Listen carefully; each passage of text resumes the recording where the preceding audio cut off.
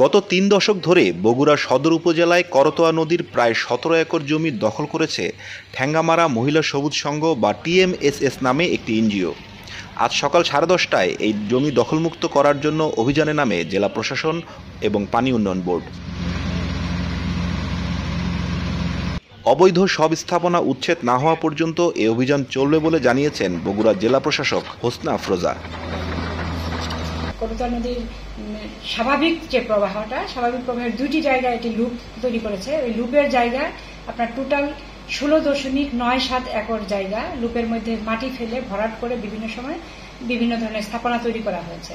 এখানে আপনারা জানেন যে বেশ কিছু ফ্যাক্টরি এখানে তৈরি করা হচ্ছে, এটা এখনো অপারেশনে যায়নি। এই জন্য এটি আমি মুখ্যম সময় মনে করেছি যে অপারেশনে যাওয়ার আগে যদি আমরা এটি অপসারণ করি তাহলে যারা এটিতে ইনভেস্ট করেছে তাদের ক্ষয়ক্ষতির পরিমাণ কম হবে। দখলমুক্ত করার পর সে জায়গায় গাছ রোপণ করা হবে এবং ওয়াকওয়ে তৈরি করা হবে, যাতে পরবর্তীতে কেউ দখল করতে না পারে বলে জানান তিনি।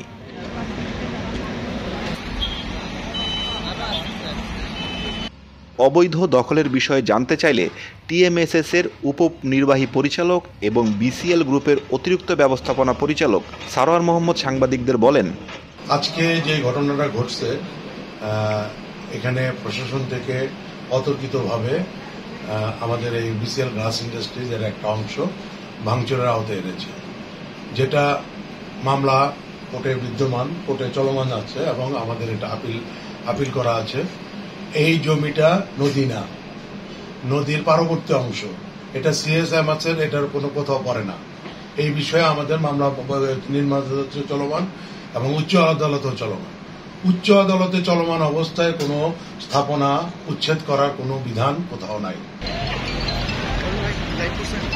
এই যে 16.97 একর জমি, এটা বিভিন্ন সময় ওনারা এটা বন্দোবস্ত নিয়েছেন বলেন। তো আমি এখানে যোগদান করার পরপরই উনি এসেছিলেন, অনেকগুলা কাগজ জমা দিয়েছেন। ওনার যে অ্যাটাচ কাগজগুলা ছিল সেগুলাই আমি ভালোভাবে পর্যালোচনা করেছি। সেখানে দেখলাম যে সরকারিভাবে জমি বরাদ্দ দেওয়ার জন্য বা বন্দোবস্ত দেওয়ার জন্য যেই ক্রাইটেরিয়াগুলো থাকার কথা এবং যেভাবে বন্দোবস্ত দেওয়া হয় সেই চিঠির ভাষা এবং বন্দোবস্ত কেস কিছুই নেই। এই চিঠিগুলো আমার কাছে একটা মনে হয়েছে যে ফেব্রিকেটেড। আজ সকাল থেকে বগুড়া সদর উপজেলার বাঘোপাড়া এলাকায় TMSS এর মালিকানায় নির্মাণাধীন BCL গ্লাস ফ্যাক্টরিতে জেলা প্রশাসকের সহকারী কমিশনার এবং এক্সিকিউটিভ ম্যাজিস্ট্রেট নাহিয়ান মুন্সি এই উচ্ছেদ অভিযান পরিচালনা করেন।